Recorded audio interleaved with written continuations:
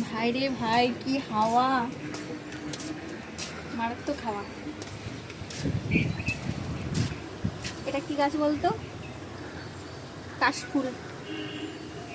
বাড়িতে, আমাদের বাড়িতে সব গাছ আছে, মা, শাশুড়ি মা সমস্ত রকম গাছ লাগিয়ে রেখেছে বাড়িতে। কাশফুল, এই যে সরস্বতী পূজায় যে খাগ লাগে, যেটা কলম আর কি, এই যে এগুলো দিয়ে বানানো হয়, এটা বাড়ির থেকেই বানিয়েছি।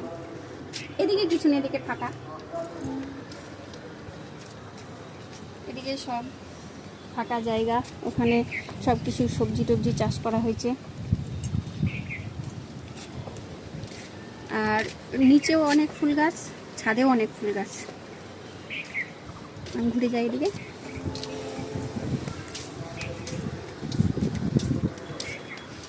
আমি এসেছি আসলে বেলপাতার খোঁজে, বেলপাতা না তুলে ভিডিও করা শুরু করে দিয়েছি। জানিস বলা বেলপাতা, বেল গাছটা কোথায় আছে? না। আরে ওই দিকেই তো ছিল, এখন আবার দেখি নাই, আবার নিচে নামিয়েছে নাকি। ওরে দেখ দেখ দেখ, ফুলগুলো কত সুন্দর।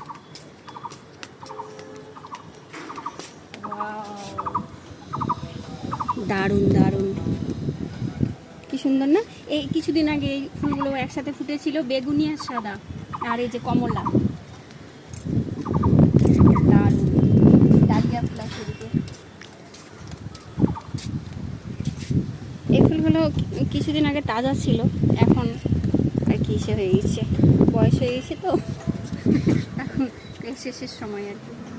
সাদা কাগজ ফুলটা দেখা কত সুন্দর, সেই সেই সেই। তারপরে এই যে মিষ্টি মিষ্টি হাওয়া, মানে কি যে ভালো ওয়েদার। আমার না সবসময় ভাবি যে এই ওয়েদারটা যদি সবসময় থাকতো, কি যে ভালো হতো না। এই ওয়েদারটা আমার খুব ভালো লাগে। হ্যাঁ, যদিও গা হাত পা ফাটে বেশি, কিন্তু তবু আমার এই ওয়েদারটা খুব ভালো লাগে। খুব ঠান্ডাও ভালো লাগে না, আবার গরমকাল তো আমার একদমই পছন্দ নয়, বর্ষার দিনও পছন্দ নয়। এই ওয়েদারটা আমার খুব পছন্দ।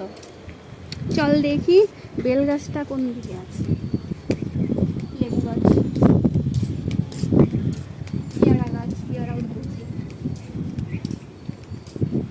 এটা কৃষ্ণচূড়া নাকি রাধাচূড়া কিছু একটা হবে। আম গাছ, কত আম গাছ। ছাদে আসলে সেই মজা লাগে আমার, আমার নাচতে ইচ্ছা করে ছাদে আসলে।